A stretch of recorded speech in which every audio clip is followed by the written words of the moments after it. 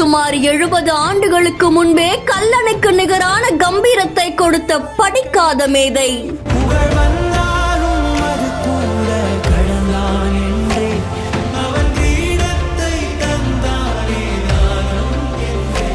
வறட்சியில் வாடிய பல லட்சம் மக்களின் தாகத்தை தீர்த்த காமராஜர். பல கிராமங்களின் வரலாறாக மாறிய சாத்தனூர் அணை.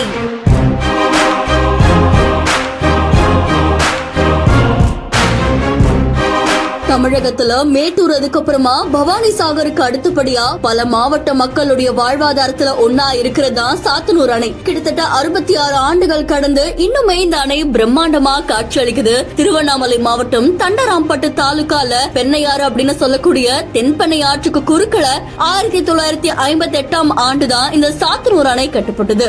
ஏன்னா திருவண்ணாமலை, கடலூர், விழுப்புரம், பாண்டிச்சேரின்னு பல மாவட்டங்கள்ல இருக்கக்கூடிய மக்கள் மழை இல்லாம வறட்சியால வாடும் போது இந்த அணை ஒரு முக்கிய பங்கு ஆற்றுச்சு. அதை தொடர்ந்து சுற்று வட்டார பகுதிகளுக்கு பாசனம், அதுக்கப்புறமா குடிநீரை வழங்குறதுக்காகவும் மின்சார உற்பத்தி செய்யவும் தென்பெண்ணை ஆற்றுக்கு குறுக்குல அழகிய சுற்றுச்சூழலுக்கு மத்தியில தான் இந்த பிரம்மாண்ட அணை கட்டப்பட்டுச்சு. அதை தொடர்ந்து புகழ்பெற்ற பொறியாளர் டாக்டர் KL ராவ் அவர்கள் தான் இந்த அணையை வடிவமைச்சிருக்காங்க.